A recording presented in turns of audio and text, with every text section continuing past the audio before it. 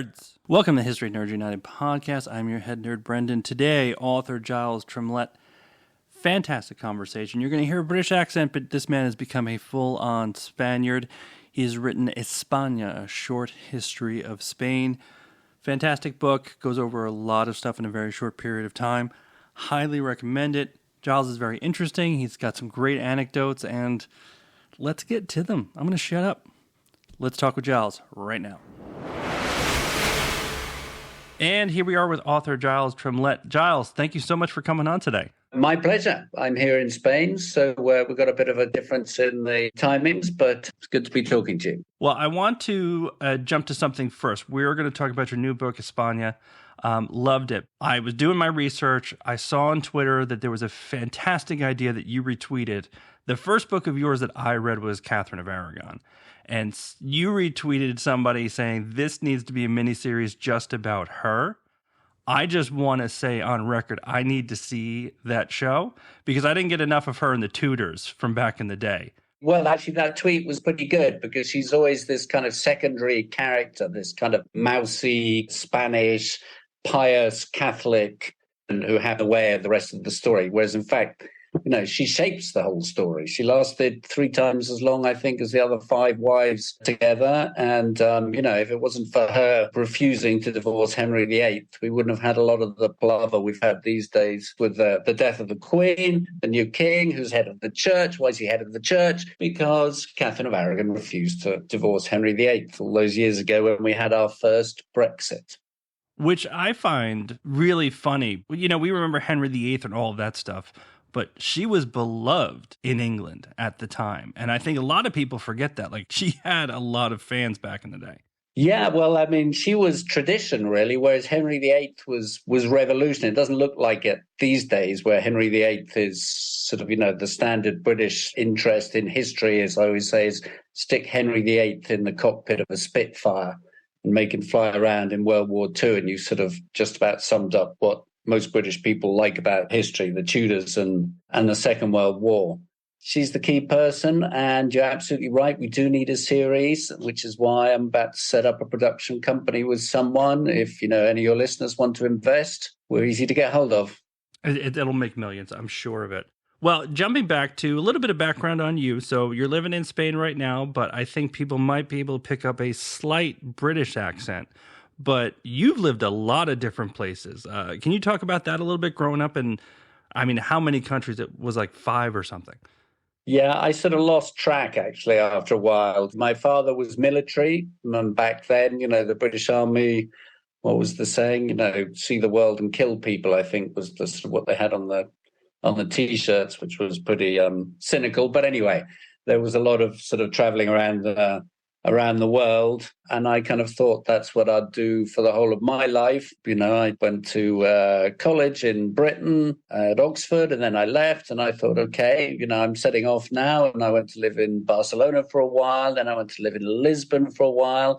And then I went back to London and kind of hated it. So I came to Madrid thinking I would stay for 6 months to a year. And 30 years later, I'm still here. And I'm actually Spanish now, so I've gone the whole hog. What made you finally decide to stay in Spain? Because you were writing for The Guardian, right? Or might even still be writing. Yeah. Well, actually, to begin with, I was writing for an American news agency, UPI, United Press International, once great, sadly now sort of a shadow of what it used to be. So I was hired to set up a new office in Madrid. And then I met my wife and, that's it. Love dictated. I had my children and actually the truth is Spain at the time, we're talking about the 1990s, the early 2000s, was a country that was kind of moving forward at such a kind of helter-skelter pace that, truth be told, you didn't have to change countries to get the thrill of moving somewhere new because the country itself changed so fast that you were kind of constantly trying to just kind of keep up with it. So that was pretty cool. And I got to cover North Africa, so Morocco and Algeria and Tunisia and places like that, and Portugal as well. So I had a pretty good time, actually. And I still do work for the Guardian, but on their long reads section. Now, I don't want to turn you into a travel guy, but I was just thinking of somebody who just wrote a short history of Spain. I get some sort of weird layover. They say you're going to be in Spain for 2 days. What do I have to see if I only have 48 hours in Spain? Okay, well, we're going to have to assume that you've been laid over in Madrid, because if you want to travel anywhere, you've already used up your 2 days anyway. So let's say you've been laid over in Madrid. No, Madrid's a funny city. It's not as beautiful as Barcelona, which has this sort of great Gothic quarter and all this wonderful sort of 19th century architecture. Madrid's a bit sort of scruffy, but it's a city with a very lively character. So actually the best thing you can do is go clubbing, frankly, or go out to dinner, and then go clubbing, which is what people in Madrid would do. And basically you've got 2 days. You have no need to go to bed in 2 days. So you just keep going. If you fit in, the Prado Museum and the Reina Sofia Museum while you're there, and you're kind of good to go.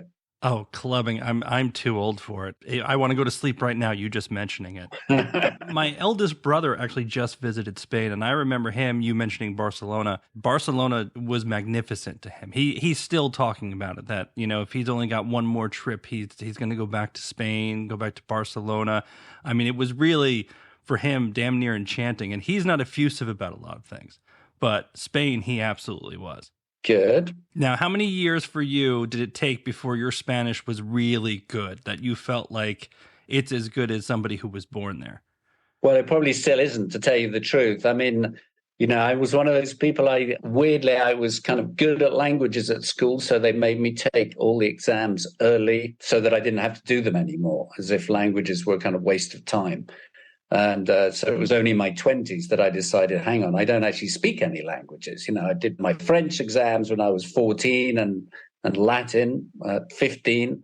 So I had to learn when I was in my early 20s, which is already old for learning a language. But I had a kind of, obsessive thing about it. So I went to Barcelona for 2 years, refused to speak English to anybody, went to Lisbon for a year and a half, refused to speak English to anybody there. And so, worked up workable Spanish and Portuguese. And then here, I don't know when my Spanish got to be good enough, but I do a lot of radio work here. I'm a sort of radio commentator or a public affairs commentator on television. And, think of those people you see at the desk sitting beside CNN presenter or someone. Well, I do that kind of thing here. But I never feel that my Spanish is good enough. I always feel there's some tiny little error in there sometimes, or the accent isn't that good. But then I think of Kissinger and I think, well, that's okay. It has to be doubly difficult when you're a journalist, right? Because you're going back and forth between the Spanish and the English, and you need to know the Spanish well enough to take that information, then put it into English to send it back wherever you're writing for. I mean, it's really immersing you in both at the same time. Yeah, so I'm fluent in Spanish. What I would never claim to be properly is bilingual. My children are bilingual because they grew up speaking Spanish and speaking English, and that's proper bilingual. If you learn a language, I don't think you ever really get to be properly bilingual unless you're one of those kind of, there are people who can learn like 20 languages or something, but they just have different wiring in their head. But I'm very glad to speak another language, 2 other languages. It opens up the world to you, and you see different cultures, and you learn to think about things in different ways, and you realize that people write in different ways. Even it's not the same to write in Spanish as it is to write in English. That Spaniards have a different concept of what writing is. So Latin Americans different again to Spaniards. So you kind of it opens you up culturally, and it's a very valuable thing, or it has been to me. Well, let's talk about it. España, you wrote a short history of it. Now, I read your Catherine of Aragon book. I read your book on Isabella, and I love them, right? Not short biographies, though. There was plenty of details in there like I love. So I need you to just be honest with me. Were you planning on writing the entire in-depth history of Spain and said this is going to take too long and went with the short one? How did you decide to write this book? No. Actually, in this case, it was a total relief to be writing a short book, because after Isabella of Castile, I wrote a history of the international brigades in the Spanish Civil War, which was even longer, went up to, I think, 750 pages or something. And I was completely fed up with writing long books. And actually it was, a publishing company came to me and said, we'd really like a brief history of Spain. And I said, brief? Let's go. Not that it isn't a challenge. I met another historian, a Spanish historian, who'd also written a brief history of Spain. He said, yeah, but it's still the same stretch of history. So you've still got to know it all. You've just got to then squeeze it into a smaller space. So actually, on the one hand, it's less. On the other hand, it's more because it's literally the whole of Spanish history. So also, when I'm reading it, I wonder if a new author who doesn't have your credentials can write it. Because when you're writing a short history of anything, you have to do some generalizations. You have to write at certain points where it's like, hey, I'm telling you this is what's important, right? This is what I'm choosing to focus on. Where somebody with your credentials, it's, oh, Giles is writing this. Yeah, I'm with him on this. Whereas somebody who just comes out of nowhere, it might be a little bit harder for them to have the background and the trust of the reader to say, oh, I'm going to go along with you that this is really the short pieces that I need to know as opposed to the whole history. Or am I overthinking it? No, I don't think you're overthinking it at all. I think it would be impossible for someone who didn't already know an awful lot of Spanish history. I mean, what you're doing is you're basically presenting people with what you think the important thing is, or the thing that explains a particular era. I'm a narrative historian. I like to tell stories. So in a brief history, it's like, okay, so how do I, tell a story that explains Islamic Spain, for example? And so you have to be, very aware, first of all, that you're doing that. And so your story has to be representative, but at the same time, you have to make sure that you've put into that narrative all the background so that the reader actually takes away the full knowledge almost without realizing that that's what they've done. To me, a good narrative historian is someone who you read and you sort of, the readers are kind of get carried away by the story and they're just following it. And but at the same time, they're getting an awful lot of history kind of rammed down their throats, but not in that this is good for you, read this now, however hard it is sense. But I'm going to tell you a story, and this story is going to, actually inform you about everything along the way. And, and that's quite a hard trick to pull off. It falls very much in the sort of tradition of British historians and also of American historians. North American historians are very, very good narrative historians. And but for the Spaniards, because I always publish in Spanish as well, it's a bit weird. They're used to kind of history as some dry, boring subject that they do at school, which is full of facts and is kind of given to them as if it's kind of almost scientific, completely objective, and that they just sort of have to take the medicine, and swallow it down, however, disgusting it tastes. And so when I'm telling them stories, which is what you're doing in narrative history, sometimes they kind of look at me and they're grateful, but they don't know whether to trust me because, hang on, if it's fun, it can't be history, basically. That's why I like podcasts like yours, because history is fun. We don't have to take it that seriously. Which period of Spanish history did you have the least insight on when you started this? Which part of it needed the most research for you when writing this? So I think that's probably the 18th century. The 18th century is a sort of bit of a non-century in Spain. It's where there's a handover from the Habsburg dynasty to the Bourbon dynasty. People like to say you go from being German to French. And the Bourbons, who were French in origin and therefore very centralizing, obviously had an impact, but mostly sort of nothing terribly interesting happened. And it's one of those kind of end of empire moments where you can see everything's kind of gearing up to go wrong, but it hasn't quite gone wrong yet.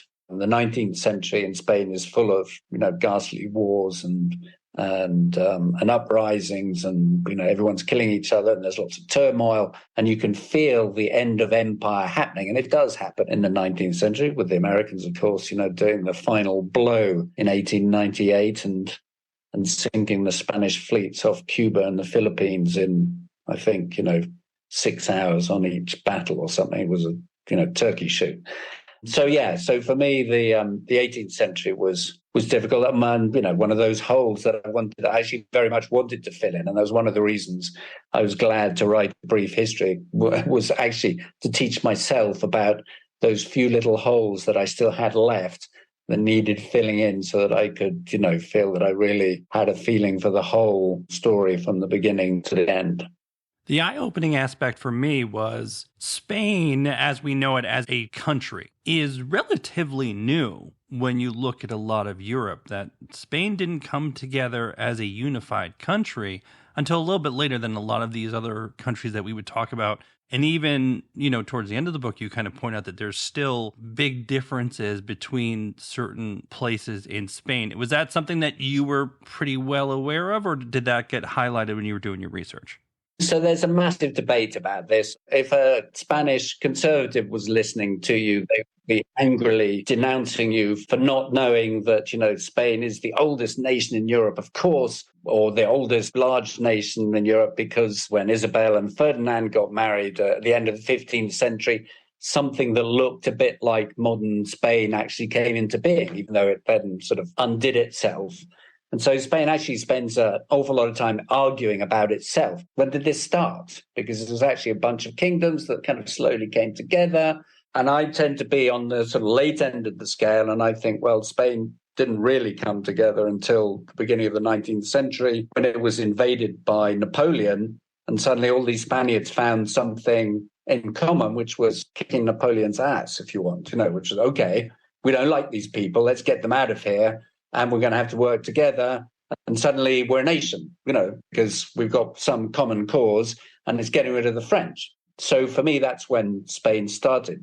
But of course, within that, Spain is, and I'm sure, people who listen to your podcast listen to your show know that, we have Catalonia, we have the Basque country, we have Galicia, we have all these, each with their own language, who form part of Spain, but some of whom would rather not, frankly, and would like to be independent. And so one of the reasons, in fact, I start this book off with the brief history, with this kind of scene of the Spanish soccer team winning the World Cup in whenever it was, 1996 or 8 or something.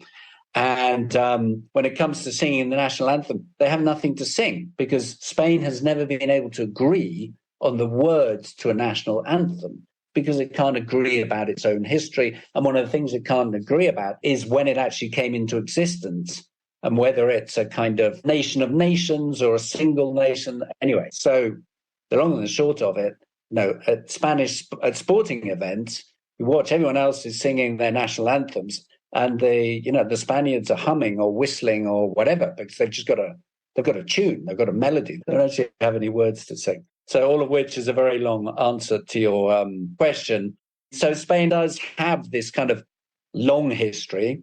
Iberia, really, I mean, when you go back in time, the fact that Iberia, which is Spain plus Portugal, this sort of big ball on the bottom left-hand side of Europe, does have a unified history just by geographical coincidence. There's a great big mountain range between us and France. It's called the Pyrenees. And so Spain is this weird, or Iberia is this weird place, which is on one side it's Mediterranean, on the other side it's Atlantic, at the top it's European because it's connected to France, and at the bottom we're only 9 miles away from Africa, which is why we have, a huge history with Carthage and other, we have a huge history of being part of the Mediterranean, part of things that are going on in North Africa. The Islamic invasion, the Muslim invasion of Spain in the 8th century is because you can get across so easily from what nowadays is Morocco. So there's an African history to Spain as well. And then I always say all you have to do is then draw on your map the circular currents in the Atlantic and the winds, and actually Spain is kind of connected to the Americas as well. That's how Christopher Columbus got there. Coming back the other way requires skill and knowledge, and that's probably, what saved Columbus. So Spain is this kind of hyper-connected country, really. Iberia is. Now, all these things mix into Spanish history and actually make it very different in that sense to the rest of Europe. Our history is not, we're not like Italy, we're not like France, we're not like Northern Europe or the United Kingdom, where I'm from. We have a very different and very rich history, which shows up anybody who comes here. We don't know what to do with all our monuments. You get tiny villages, 100 people who've got a medieval castle, an Islamic graveyard, or a Jewish graveyard from the 10th century or the 9th century. And some of these things just fall down because there's too much of this stuff. It seems, and this is just, my American perspective, myths are more attached to Spanish history and the Americas than any other country, right? Columbus, there's a lot of misunderstandings. I mean, I found this one out myself. They weren't named the Nina Pinta and the Santa Maria. Those were nicknames, but a lot of myths persist. I was thinking about this when I got to the portion of your book on the Inquisition, which the Inquisition was terrible. There's no excusing it, but it also wasn't nearly as bad as people seem to remember it, and the way it was reported and the way a lot of history books talk about that. And you focus and call that out. Were you finding a lot of things like that as you were writing this? These kind of myths that have persisted and like people think something was one thing, but in history it really wasn't? Well, yes, definitely. And that happens a lot, probably with all countries. I mean, Spain got a very bad press way back in the 16th and 17th century. In fact, if you ever want to write a history book in Spain and sell loads, you just have to write a book about what they call the Black Legend, which someone does about every 3 or 4 years. And some of it's exaggerated, but a lot of it isn't. And it's about how Spain was the world's first global superpower. And so, people hated Spain in the rest of Europe, especially the Italians, because the Spaniards also actually owned half of Italy. They owned the Kingdom of Naples and Sicily. They even put their own Spaniards into the Vatican, the Borgias. We think of these sort of ghastly Italian popes. They weren't, they were Spaniards, ghastly, but Spaniards. And then from Mexico, they sail into Asia to the Philippines. So we've got this first empire in which the sun never sets. And the Italians and the Protestants in Europe hate this. And so there's a lot of dissing of Spain. And the Inquisition is one of the kind of favorite things to go for because it's so obviously ridiculous. But in fact, if you look at the history of witch hunting in the Protestant countries of Europe, the number of people who die in Protestant witch hunts is far, far, far greater than the number of people who are killed by the Inquisition. Even though the Inquisition sort of survives there for centuries, but is actually only has a sort of first spasm of violence and then pretty much tails off, becomes sort of like a sort of insidious but not terribly violent kind of secret police force. So you're always being watched. Nothing is necessarily going to happen to you. And in fact, the real story of the Inquisition to me is that it was a massive anti-Semitic moment in Spanish history. It was really based on the idea that Spain, which had the world's highest Jewish population in the 14th century, many of whom had converted to Christianity, basically under the threat of violence at the end of the 14th century. And there was suddenly this idea that these new Christians weren't really Christians, they were still Jews. It was a race thing rather than a beef thing. I mean, most Christians were pretty bad Christians anyway. They didn't have the faintest idea how to practice their religion properly. And lots of the converts were actually, more on the nail about being Christians than the old Christians. The trouble was there was this sort of quite educated, formerly Jewish population, which suddenly became part of the Christian population, had the same rights and could go for the same jobs, and then became a kind of competition to the old Christians. And they used to have, in the 14th century, there were plenty of episodes of violence in Spanish cities between old Christians and new Christians. And the Inquisition is sort of where the monarchs allow themselves to be persuaded by a bunch of sort of radical racist priests, if you want. Now, children or grandchildren of Jewish converts can't be trusted. The Inquisition is structured in such a way, with anonymous denunciation, with torture and death if you didn't admit guilt, and something a lot lighter if you did admit guilt, that it just produced this sudden mass of confessions. People were confessing because it was just easier. But the more people confessed, the more convinced they were. All the new Christians were still secret Jews. And so it sort of became, like a snowball running down a mountainside.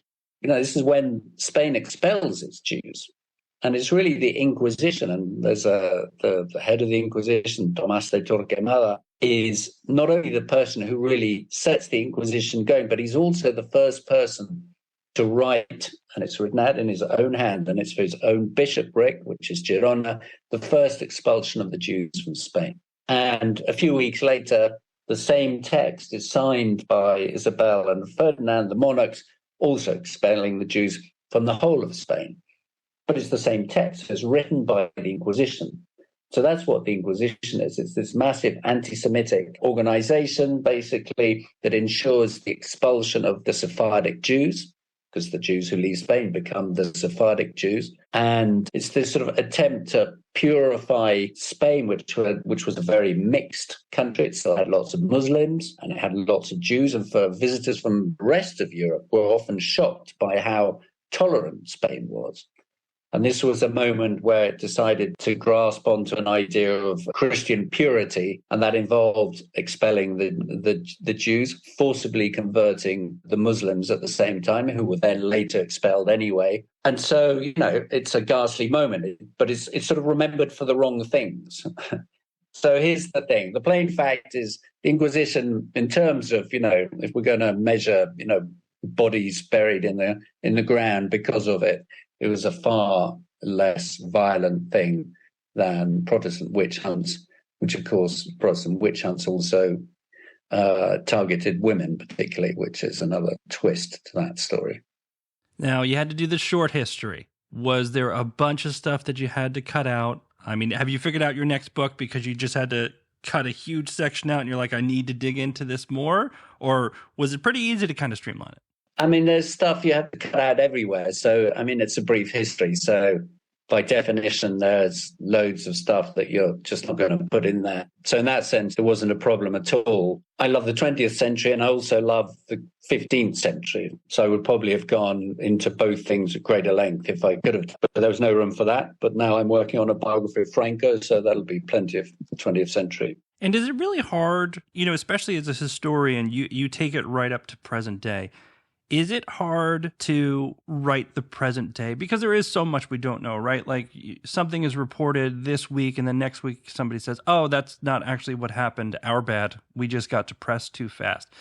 Is that more difficult for a historian like yourself who wants to get the facts right, but they're so new, you're not quite sure that you can trust everything 100%?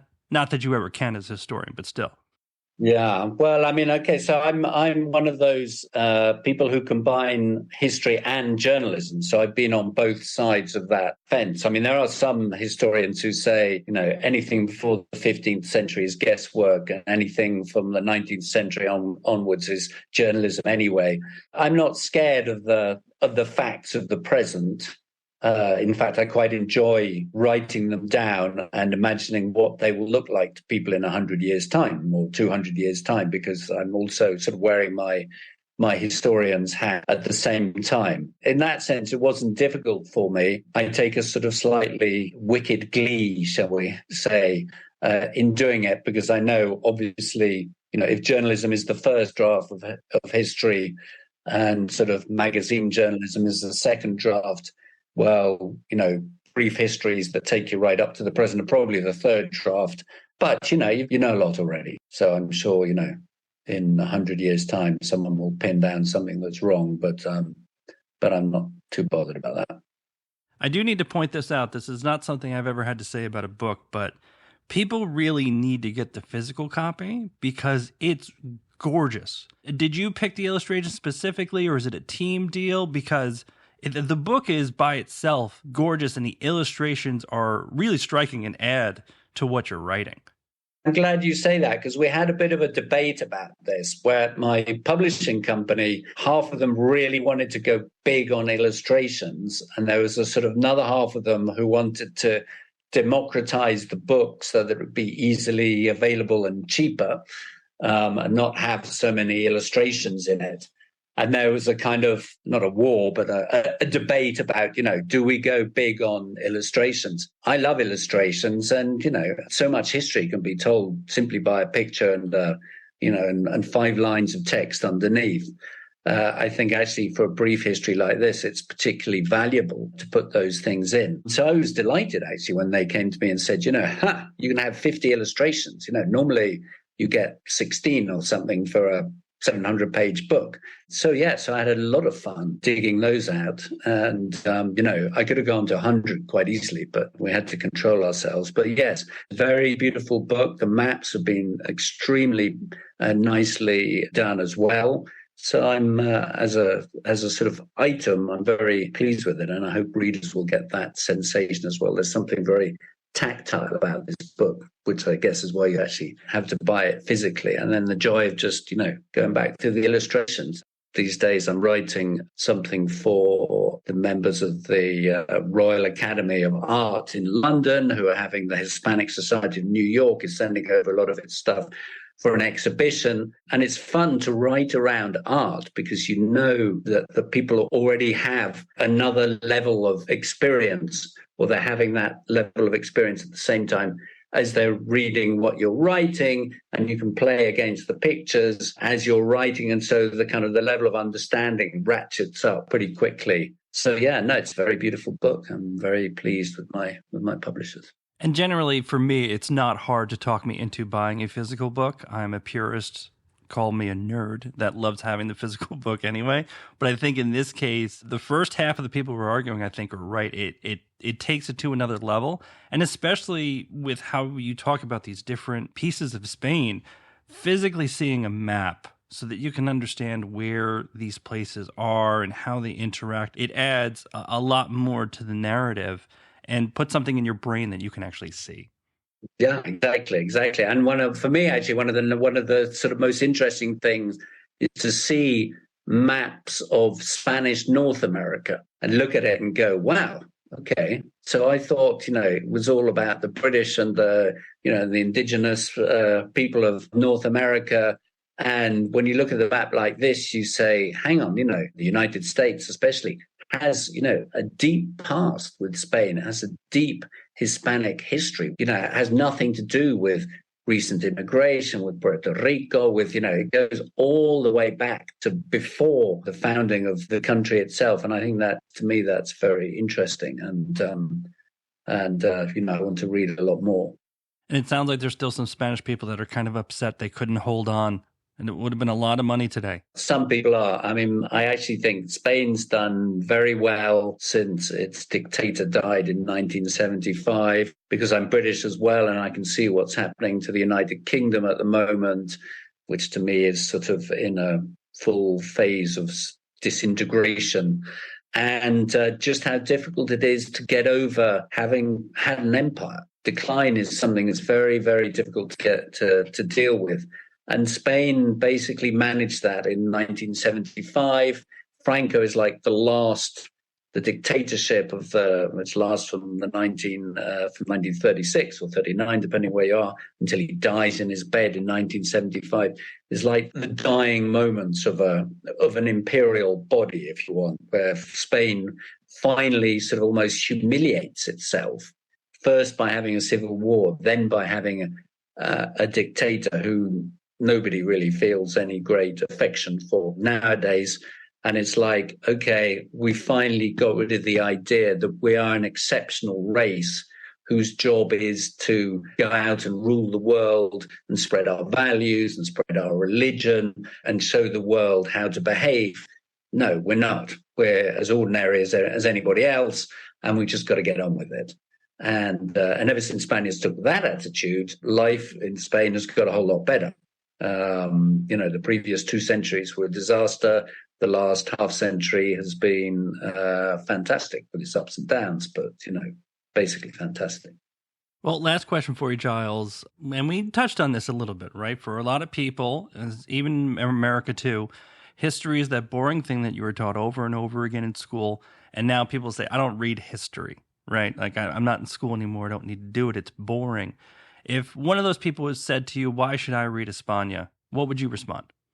Wow. Well, I would say to them, guess what? There are lots of lovely pictures. No, I would say to them, listen, it's thousands and thousands of years of history. But for someone in the States, It's also a way of understanding how something happened in Europe in the 15th century, which meant that some kind of European types sailed across the ocean, across the Atlantic, and started something that, ended up with the United States existing. And in fact, started this massive shift in the sort of the center of global power and commerce and all sorts of things, where the Atlantic Ocean actually becomes the sort of new center of the world. You could almost put a pin in the middle of the Atlantic Ocean and say, this is the Atlantic period, Asia's had its go. So there's lots to understand. And also every country has its own history. But in some way, whenever you read another country's history, there's always something in it that speaks to your own country's history, where you go, oh, wow, okay, that sounds a lot like what happened here in, whenever. And that educates you to look at your own history in a slightly different way. Also, not to think that you're that exceptional, which is, important to, I speak, as a fully paid up member of the Anglo-Saxon world. And we do have that particular problem, whether we're British or American. It's good to also to see these large narratives, to know that, countries do not stay on top forever. They don't. It's obvious. I mean, it's blindingly obvious, in fact. They go up, they come down, they disintegrate, they reform. If you open up the lens over time and start thinking about what a particular country means, and you place that country in a space of 2,000 years, suddenly it becomes a lot smaller and less permanent and less robust, less absolute.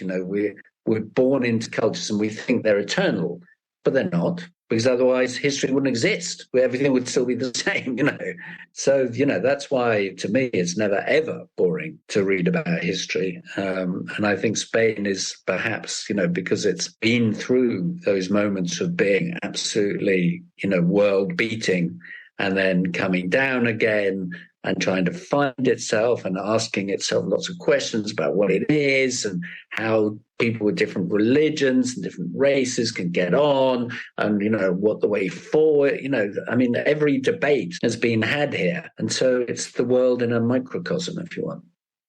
Well, Giles, the book is fantastic. Everybody should get it, and everybody should get it in physical form. And give it to your granny for Christmas. She'll love it too. Well, I got a brother who's going to love a copy, so I'm going to make sure to send that one out. Good. Thank you, Giles. Appreciate you coming on. My pleasure. And that's it for this episode. Giles, thank you so much for coming on. España, as we talked about, buy the physical book, people. You will not regret it. The thing is a great read, and it is also a piece of art that you're going to want on your bookshelf. Reach on out to us at social media, Twitter, Instagram, Facebook, the blog, wherever you want to find us. Go listen to the podcast, give us reviews, 5-star, please. Leave comments on the blog. Let us know what you want to see more of, what you want to hear more of, what you want to read more of. Until then, take it easy, nerds.